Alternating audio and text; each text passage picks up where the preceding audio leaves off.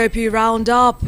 Let's have that roundup conversation. What happened in current affairs that's catching our attention today? My name is Chinwe Blessing. I'm going to be doing this with you. And I'm going to be doing it with Adefolari Olamilekon, VRP in-house analyst and political economist. Good evening, Adefolari. Good evening to you, Bless. I know you're not feeling very pleased that I dragged you out here right now. These are duty for every day. Football can come and go, so we are always here. Of course. I mean, very important game for Nigeria right there. We even saw one of the presidential aspirants of the last elections, Mr. Peter Obi, at the, there on the pitch, in the stadium rather, watching and showing solidarity as well. Patriotism, it's very beautiful. I was just telling you before we came on air that the only thing that doesn't seem to be working in Nigeria is what is put in the hands is politically elected offices. Anything that has politics involved in it, anything that people are elected or appointed politically to handle seem not to be working. But in entertainment, Nigerians are making Nigeria proud. It's true. Very, very interesting right there. Well, we intend to have an interesting conversation here in the studio, but not an exciting one because of, the situation we found ourselves. Lots of hardship. Basically, 48 Nigerian CSOs are asking Tinubu to declare a state of emergency on security in the nation. Now, this is not something that any nation would be proud of. And, besides the fact that the nation is undergoing very terrible times at the moment due to insecurity, there's a lot of gaslighting going on here and there that, in Folarian's words, he would say they are rhetorics that have to be said. We'll get into that eventually. I want to begin the show with something that Vice President Shetima said a few years ago when he was still the governor of Borno State? Yes. So these were his exact words. Incident that happened to my friend. His wife and driver were driving through Kano City. And some young men came out and broke the windscreen of the car and told them in Hausa that Shogukuna Jindari Mumuna Wahala. Bastards, you are enjoying, we are suffering. And those young men did not run away. It was my friend's wife and driver that scampered away. And very soon, we'll reach that boiling point unless we wear our thinking caps and work for the people. And the most important yardstick has to do with the quality of governance. There is more to leadership than primitive capital accumulation. No matter how much you steal, beyond a certain point, it's just a number. The lifestyle of somebody with 20 million. Now this was said in 2018, I think. Yeah, should be 2018 by the now, Vice President of the Federation. Maybe he didn't see himself being the Vice President at the time, in such a time as this. And in that we could hear him say, we're in very bad times. We've hit rock bottom. That's basically what he's trying to tell Nigerians. And, he was talking about people seeing just the way you live your life, your lifestyle as a threat. They're saying you're enjoying simply because you can drive a car.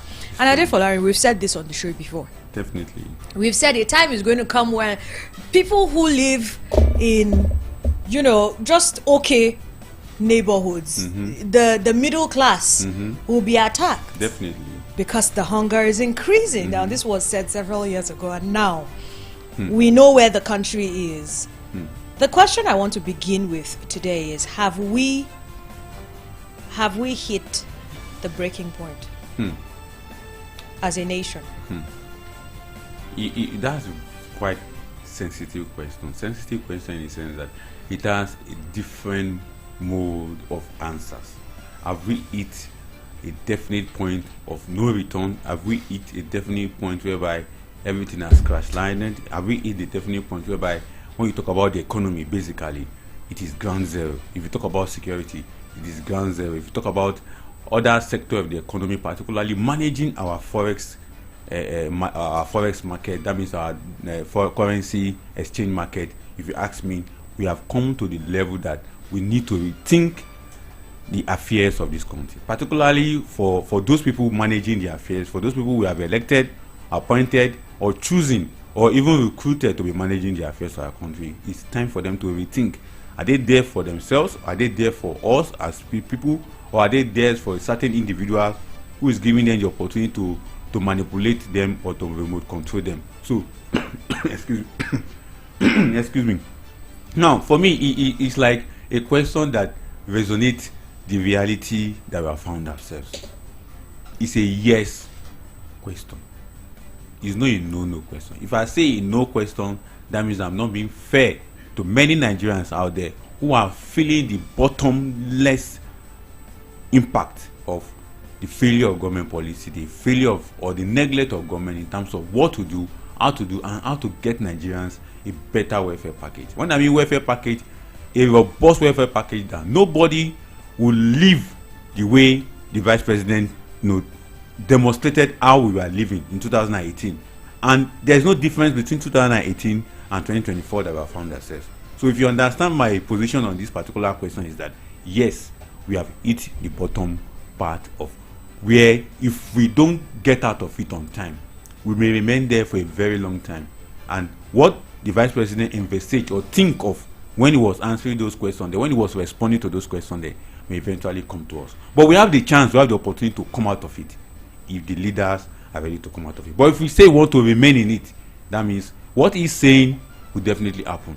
That is what other part of what you when you were introducing this particular discussion tonight will also come in, whereby the middle class, the lower middle class, the lower of the class in our society will rise up, and that particular language we normally say in local parlance, dog eat dog.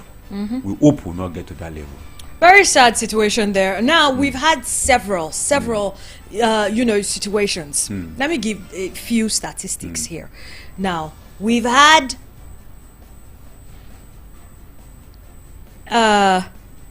we've had 2,423 people being killed in mass atrocities related incidents.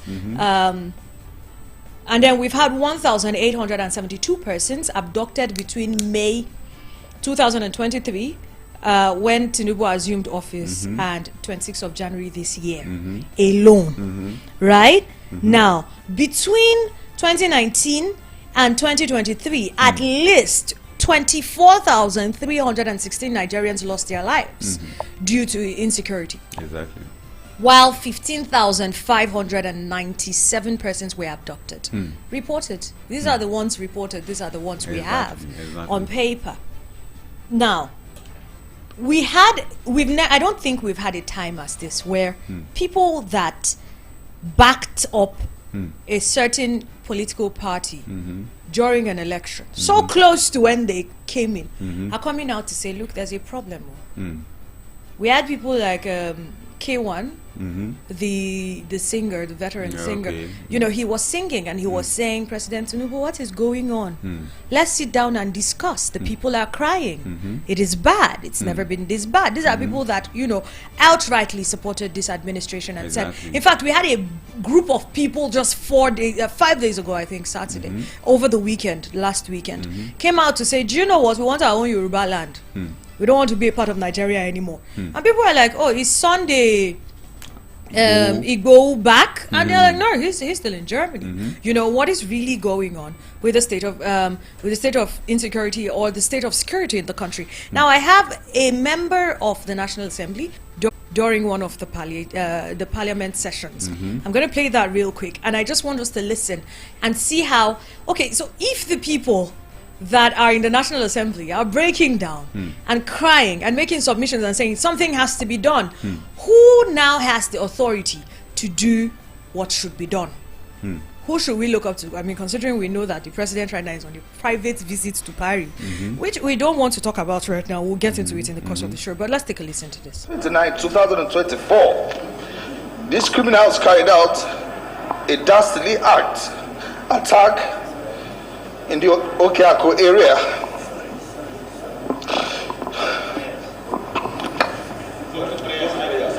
in Ikole local government area, resulting in the death of 2 traditional rulers and leaving a host of others with life-threatening injuries. The House also urges the security agencies to put all measures in place to rescue the school children and teachers who were abducted in Emure Ekiti. The House also mandates the House Committee on Legislative Compliance to ensure compliance and report back to the House. So I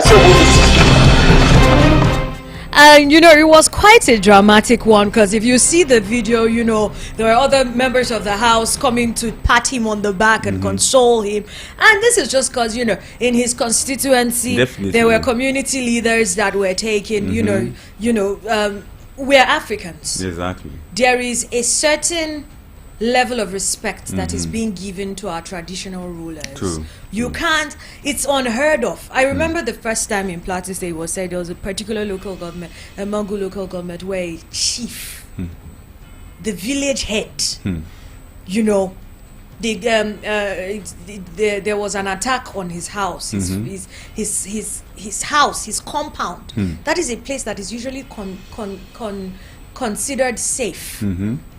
And we are now having the village chiefs being abducted. And it now seems like Nigeria is being ruled by kidnappers. Because now they call the shots. You either pay me in 2 days or your loved ones are killed. It's true. And we would still have the police come out and say, well, the gullibility of Nigerians paying, because Nigerians are gullible and they pay whenever they say, oh, you should pay the ransom, they go ahead and pay. That's why kidnapping is on the rise, and we're not looking at the main issues. Just a few days back, this trended when the police PPR came out to say on Politics Today, was saying that kidnapping has not increased. We should ignore what is on social media, which will bring us back to the gaslighting. Is it safe that when we are talking about lives and property, it's not a political issue anymore? Saturday, I was in my estate, I heard gunshots. Personally, ended up being that an abduction was going on in one of the estates around where I stay. And someone is coming to say, no, kidnapping is not on the increase, it's not on the rise. Do we consider this the government just not caring about the situation on ground, or is it a tactic? I think what is happening there is, as I always pointed out, that when elected individuals, politically exposed individuals, want to say something about what is happening in the nation, especially those ones that are holding key position, they will play the rhetoric game on our intelligence by making sure that they don't spill the beans out of any means. Just like they will also tell you that, okay, what you are seeing in social media, don't take all. Don't be too gullible to just be reading everything that social media is pushing out. So on their part, it's for them to also make statements that will either douse the tension or make you feel assured that, okay, this thing that is happening, okay, it's not that much per se, but let's see how we can control it. That's the way they speak. That is why when you see any government spokesman talking, they don't talk in reality. They talk in terms of how to ensure that the noise or whatever effect that thing is going to bring on is kept on the low. So you may not blame the police PRO for saying kidnapping is not rising, because one, it may not have the figure. Two, it may not be working with the data that has been thrown out there, or maybe his institution is not feeding me with enough data, or he's not privileged to have one of his family members or a close associate or someone nearby or one police officer or a group of police officers have been kidnapped. You get it? By the time you get to that level, the police officers are kidnapped in hundreds or even in tens, then maybe they will realize that kidnapping has gotten so high within May 29 and the period that we are in. So he hasn't gotten the number because he's the police PPR. You have to speak like a PRO. And you know what PRO does? They color the effect. They make it look, Again, I'm going to be forced to ask this, and I actually hate asking this question. Is this a time for us to bury our heads in the sand and expect that, the problem is going to go away? Because what exactly is being done? Are we seeing them do anything? We also saw just on the 25th, Wike, Nyanson Wike, the minister of the FCT, came out to say that we are going to give these kidnappers, these miscreants, this there's a word they use for them. A chase for their money or whatever. Yeah, or we're going to pursue them out of the city. Yes, these criminals. Thank you. We're going to give these criminals fire for fire. And you know, some of the comments that you saw a lot of Nigerians give is, you're saying you're going to give them fire. They didn't say they were going to frustrate you. They didn't say that they were going to give you issues. They just woke up and gave you issues. Definitely. They didn't say they were going to kidnap people. They didn't set up press conferences and do all of these theatrics. So if we're saying we're going to do rhetorics, I mean, is the government not altogether supposed to be speaking one language? Because on one hand, we're having some of them say, oh, we're going to give them fire for fire. On the other hand, others are saying, well, it's not really happening. So which are we supposed to believe? One thing you should understand, they are both managing different sphere of the government. The police PRO is saying, based on the information that he has as a police officer, the FCT minister is saying what he thinks he will do with the police of the FCT. And if you remember, when the PRO of the force headquarters is speaking on the congress of information coming to the what they call it, to the force PRO decks through the IG to his decks. Now the FCT minister will also speak on behalf of the FCT minister as well as the police commissioner that is working with him. So if they are saying they are going to give fire to criminals, and the criminals are still finding way through their sleeper cells organization to carry out the activities, it means a lot of work still need to be done, and that work means that we need to ensure that the security architecture of FCT is well mapped out, in a way that every corner and street of the FCT is covered. But here we are, the street and corners are not covered, and for me it's not just government doing it alone. That's where we are missing it. What is the role of the community in all these things that happen? 2 days ago, that a particular FHA director was kidnapped on a 200 meters away from a military checkpoint. How did it happen? People said there was gunshot. If there was gunshot, what else happened after that?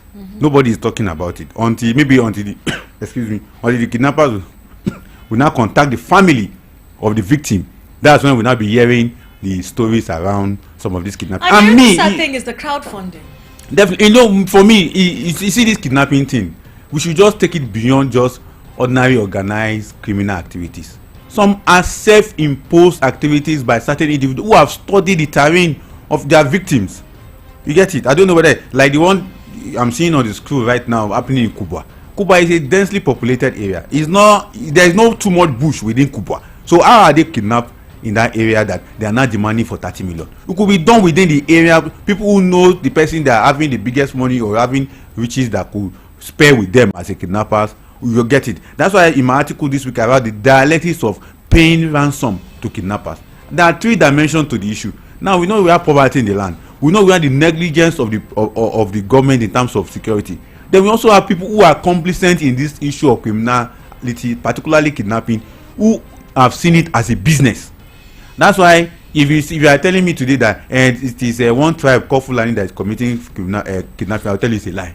It is now a everybody business. It's like a business that has been opening to everybody's eyes, that you can easily make easy money, and that is what is happening. So that's why I see someone who was created a self-imposed kidnapping for himself because he wants to collect money from his brother.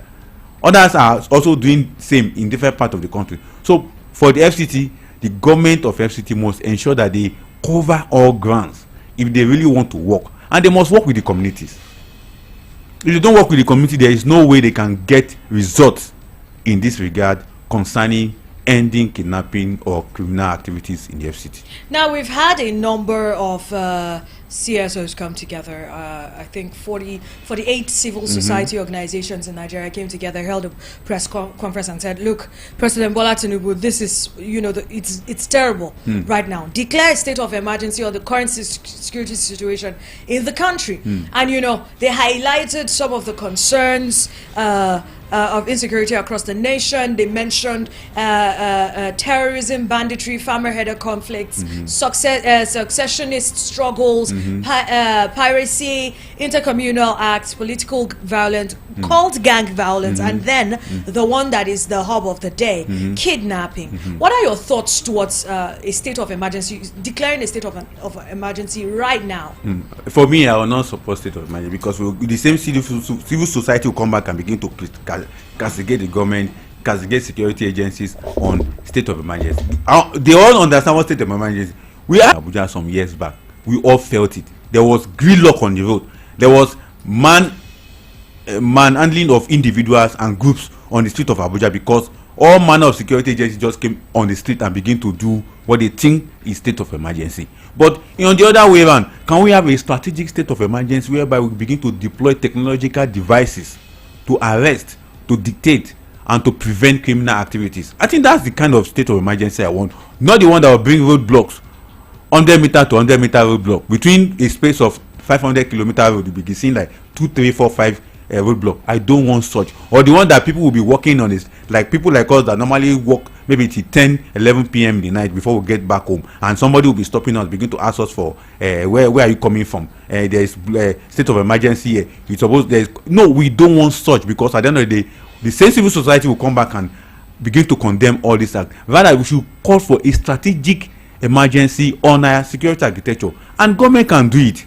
Not that they cannot do it, but the problem we have is that when government want to sit down and do something right, it affects certain individual businesses as well as interest. That's why it's very difficult for government. It's not just government in Nigeria. When any government sits to do anything rightly, say they want to fight insecurity to the end. See, what will happen is this in Nigeria. If the government of Nigeria want to fight insecurity to end or end kidnapping, definitely individuals who have either one interest or the other in the people who have been arrested or picked up as kidnappers, they will come into fray. A lesson of this that we have learned so far is the issue about the insecurity in the northwest. I mean, northeast, Boko Haram, for example, where certain individuals were picked. The senator is still serving up to tomorrow. He was picked as a sponsor of Boko Haram.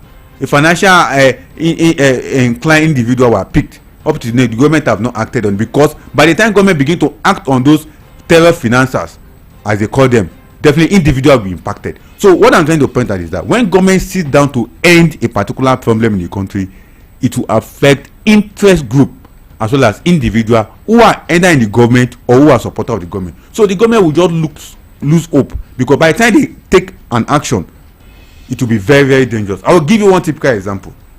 Now, I'm so concerned about Nigeria economy, because what is making the economy to be so poor under this current government water? The mismanagement of our forex.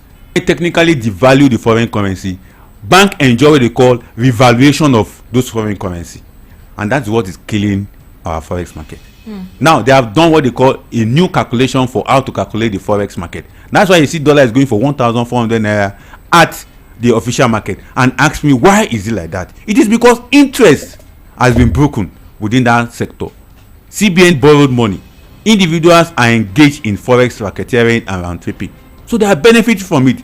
So how would government be able to attract and end all those forex round tripping and the rest of them? By the time the government of the day take an armor sledge and say we want to destroy all the sabotage in that system, they will end up destroying themselves, especially those of them in government. That's why BDC will fight back. That's why parallel market corporate organization will fight back. That's why the banks will also fight back. Just a directive that was given to some bank 2 days back is making the banking sector to be shaken to the point that they are now grouping on how to ensure that the Senate, the CBN governor, that directive will not work. And now the senators are inviting the CBN governor to come and appear before them. Why? So that he can tell them what is happening. But I get that it is not what is happening. They will just want him to play the game according to the rules, because many of them are shareholders of the banks. And what the CBN is about to do is to ensure that the banks who have over $5 billion with them sell it. So what are they keeping the $5 billion for? I hope you understand what I'm trying to do. I'm just doing a sampling from the economy aspect. Now, if you now take it to the security aspect, that let the army, the police end insecurity, what will happen to the government contract in terms of arms procurement and the rest of them? It will stop. So those people that are getting free money through contract and the rest of them, they will not get the money. So inadvertently, we're dealing with a war against corruption. These are effects of corruption. Definitely, it is robbed in corruption. The economic problem is robbed in corruption. The security problem is everything that you see that is a bane, a challenge to Nigeria is robbed in corruption. And what is that corruption that we are talking about? It's just misgovernance. Simply. There's no big grammar around corruption. It's not just stealing. It's just govern the system by making sure that things doesn't work well. And when things doesn't work well, it's a business continuum for certain individuals. Now you see in our society. Someone threw a question to me at a sister station that I was on this morning, and he said, "What do you think can be done about the economy?" And I said, "Certain businesses to go out of extinction." And she asked me how. I said, "Yes, there are some businesses that are enjoying the problem as profit, and there are some businesses that are dying as a result of the problem." So when you take out the one that is enjoying the profit because there is problem, it die, and that is the end. But they will never agree to it. A good part of it, or a good example, is that just look at the exchange rate that many of these businesses are quoting as the reason why they are increasing the cost of their product, unit cost of their product, and go back and check who and who are involved in this forex and the rest of them that we are talking about. It is the same people.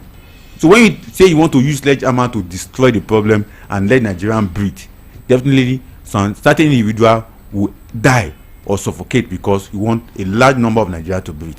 Dealing with corruption is a long-term solution to the issues we're dealing with. What do you think, in closing, because we've got just limited time, what do you think, what would you describe as a long-term solution to corruption fighting in Nigeria? To the insecurity in Nigeria right now, what can be done at the moment? Because it's getting worse by the day. Definitely, all hands must be on deck. The government of Nigeria, everybody, the state, the FCT, the federal government must sit and find a lasting solution. But they cannot do this without the isolation of the people. The people know